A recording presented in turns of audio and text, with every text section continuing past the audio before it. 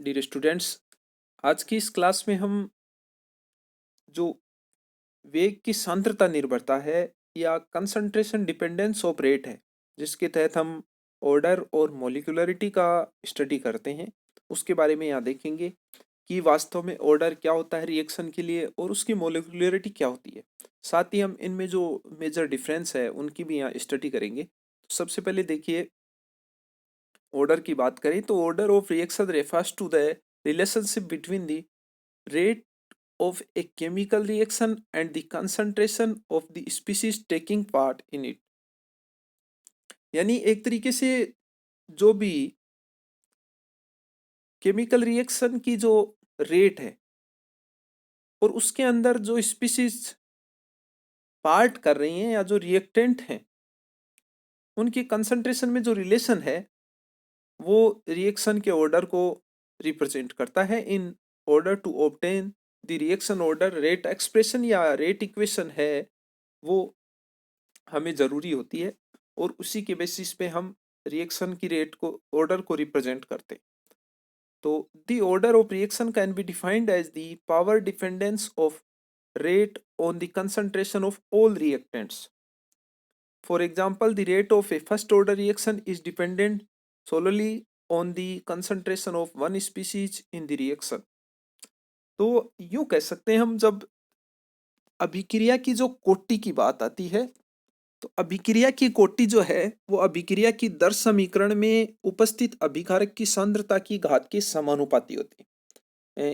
Imagine किसी अभिक्रिया में अभिकारकों की संख्या दो या दो से अधिक है, तो अभिक्रिया की जो कुल या समग्र कोटि है या जो ओवरऑल ऑर्डर है वो उस दर समीकरण में उपस्थित सभी अभिकारकों की सांद्रता की जो घात होती हैं उनके योग के बराबर होती है। जैसे हमारे पास में एक रिएक्शन है, उस रिएक्शन में हम देख रहे हैं मानो कि x मोल ए के टेक पार्ट कर रहे हैं और y मोल बी के, तो उसको हम रिप्रेजेंट जब करेंगे, अभिक्रिया की दर जो होगी r जो है वो होगी k a raise to power x b raise to power y। तो इस केस में हम देखेंगे कि यहाँ पर हमारे पास में जो अभिक्रिया का कोटि जो होगी वो x प्लस वाई होगी, या यूं कह सकते हैं कि किसी भी रासायनिक अभिक्रिया की कोटि से तात्पर्य उस अभिक्रिया में भाग लेने वाले क्रियाकारकों के अणुओं तथा परमाणुओं की उस संख्या से होता है जिससे अभिक्रिया का वेग निर्धारित होता है। तो यहां हमने जैसे एक रिएक्शन है उसकी रेटला के रूप में जब उसको रिप्रेजेंट किया तो R is equal to k A raise to power x b raise to power y है। यहां आप देख रहे हैं कि R है वो रेट ऑफ रिएक्शन है, K है वो रेट कांस्टेंट को रिप्रेजेंट कर रहा है और A और B जो है वो कंसंट्रेशन ऑफ रिएक्टेंट है। यहां हमने एक्सपोनेंट के रूप में A रिएक्टेंट के लिए X और B के लिए Y शो कर रखा है। तो इस केस में हम देखें कि जो रिएक्शन है उसका जो ओवरऑल ऑर्डर है जिसको हम n से रिप्रेजेंट करते हैं वो x प्लस वाई के इक्वल होगा। नेक्स्ट बात करें हम some characteristics of the reaction order for a chemical reaction. हमने यहाँ किसी भी केमिकल रिएक्शन के लिए जो उसके ऑर्डर हैं उससे रिलेटेड कुछ करेक्टरिस्टिक्स को यहाँ पर लिस्टेड आउट किया है। तो फर्स्ट देखिए, reaction order represents the number of species whose concentration directly affects the rate of reaction. Reaction order जो है वो उस नंबर को रिप्रेजेंट कर रहा है जिनकी कंसंट्रेशन रेट ऑफ रिएक्शन को डायरेक्टली प्रभावित करती है। It can be obtained by adding all the exponents of the concentration terms in the rate expression. जैसे हमने पिछले केस में लिया कि जितने भी एक्सपोनेंट्स हैं रेट एक्सप्रेशन में उन सब का जो योग होता है वो ऑर्डर को रिप्रेजेंट करता है। जैसे वहां पर x प्लस वाई था कोई और हमारे पास में अभिक्रिया है, जैसे 2A+B गिव्स प्रोडक्ट, तो उस केस में रेट ऑफ रिएक्शन जो है वो R is equal to k A raise to power 2 B raise to power 1 होगा। तो उस केस में हमारे पास में जो ऑर्डर होगा वो 3 होगा। नेक्स्ट हम बात करें, order of reaction does not depend on the stoichiometric coefficients corresponding to each species in the balanced reaction। यानी जो बैलेंस्ड रिएक्शन है उसके अंदर जो स्टाइकियोमेट्रिक कोएफिशिएंट हैं उन पे डिपेंड नहीं करता है रिएक्शन का order. Reaction order of A chemical reaction is always defined with the help of reactant concentration. ये रिएक्टेंट की कंसंट्रेशन से डिफाइंड होता है, न कि प्रोडक्ट की कंसंट्रेशन से। Next, the value of order of reaction can B in the form of an integer or a fraction.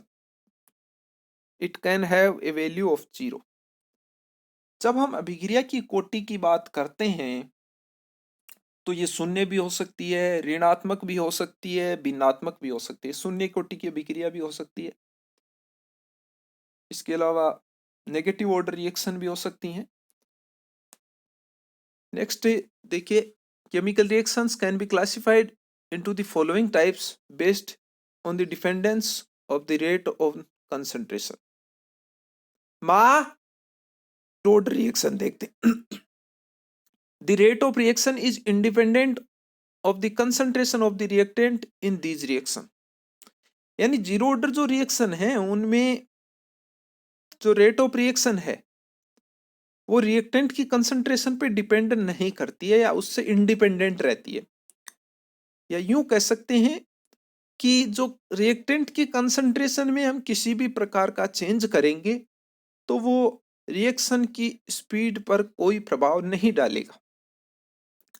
जैसे हम एग्जांपल्स की बात करें तो जो एंजाइम कैटेलाइज्ड ऑक्सीडेशन है इथेनॉल का एसिटाल्डिहाइड में, ये जीरो ऑर्डर रिएक्शन है।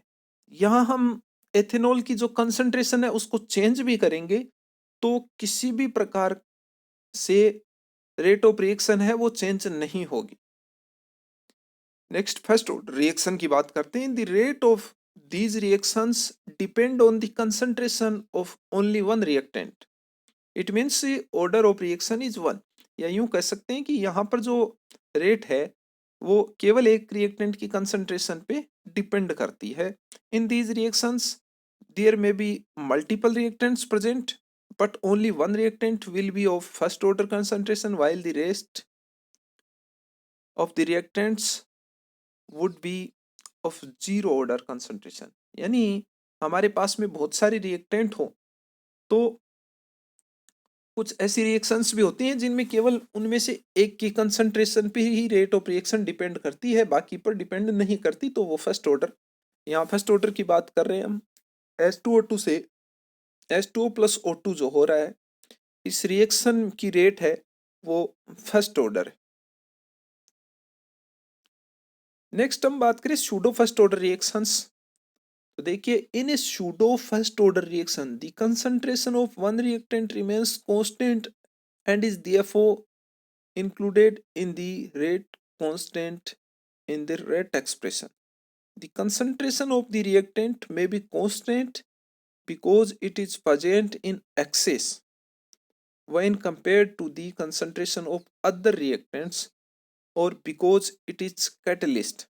देखिए, हम बात कर रहे हैं कि हमारे पास में CH3COCH3 है, तो इसका जब जलवकटन हो रहा है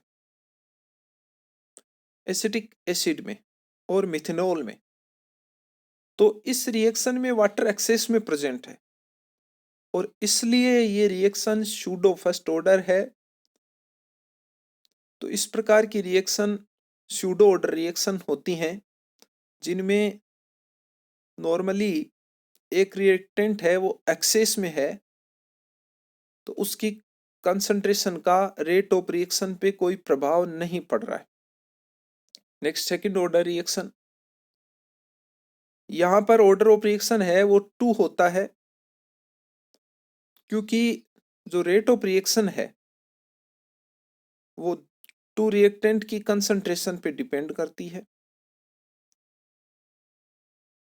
तो देखिए the rate equation can be correspond to R is equal to k A raise to power 2 और are is equal to k A into B, या यूं कह सकते हैं कि वन रिएक्टेंट की स्क्वायर के इक्वल या टू सेपरेट रिएक्टेंट के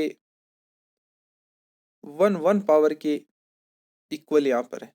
एग्जाम्पल की बात करें तो N2O है और कार्बन मोनोऑक्साइड के बीच जो रिएक्शन हो रही है जिससे NO प्लस CO2 बन रहा है, ये सेकेंड ऑर्डर रिएक्शन है।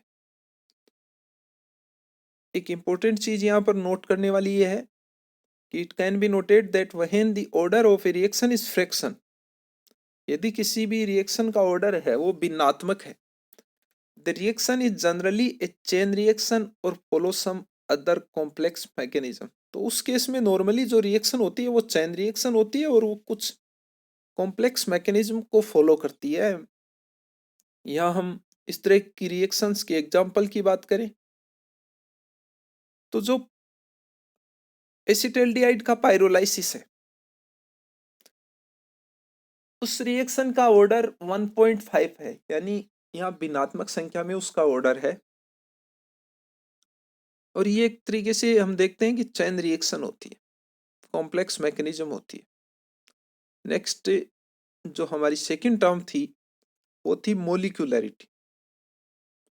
The molecularity of a reaction refers to the number of atoms, molecules or ions which must undergo a collision with each other in a short time interval for the chemical reaction to proceed। तो हम यूं कह सकते हैं कि molecularity जो है या अभिक्रिया की अणुसंख्यता है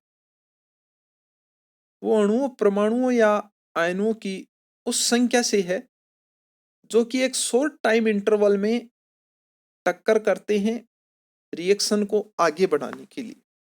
या दूसरे शब्दों में जब बात करें किसी भी अभिक्रिया की अणुसंख्यता क्या तात्पर्य उस अभिक्रिया में भाग लेने वाले अणुओं, परमाणुओं अथवा आयनों की उस संख्या से है जिससे अभिक्रिया की स्टाइकियोमेट्रिक समीकरण जो होती है उसको हम दर्शाते हैं।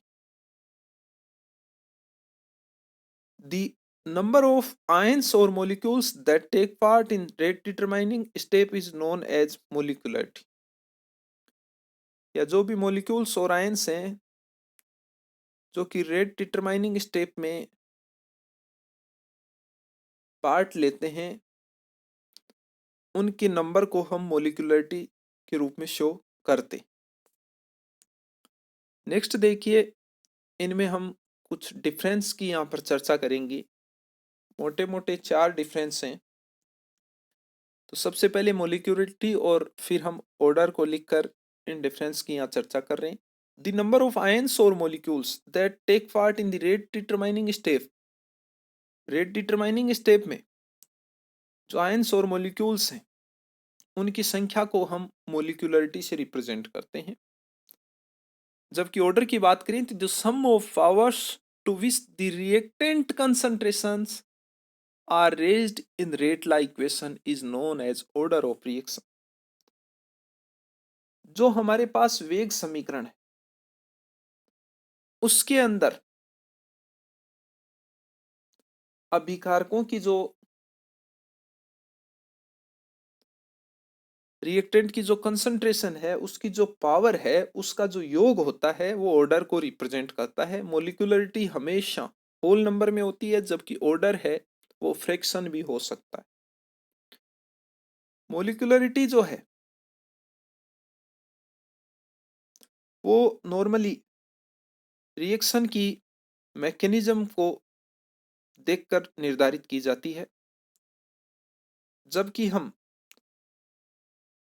कोटि की बात करते हैं, ऑर्डर की बात करते हैं तो इसका मान प्रयोगों द्वारा, एक्सपेरिमेंटल मेथड के द्वारा निर्धारित किया जाता है। मोलिकुलरिटी जो है वो रेट डिटरमाइनिंग स्टेप के द्वारा निर्धारित की जाती है। जबकि ऑर्डर की बात करें, the order of reaction is obtained by the sum of the powers to which the reactant concentrations are raised in rate law equation. यानी यहाँ रेट डिटरमाइनिंग स्टेप से ऑर्डर का कोई लेना देना नहीं। तो इस प्रकार आज की इस क्लास में हमने ऑर्डर और मोलिकुलरिटी या कंसंट्रेशन डिपेंडेंस ऑफ रेट्स की यहाँ पर स्टडी की। मोलिकुलरिटी और ऑर्डर में हमने डिफरेंस देखे। आज के लिए इतना ही। Thank you.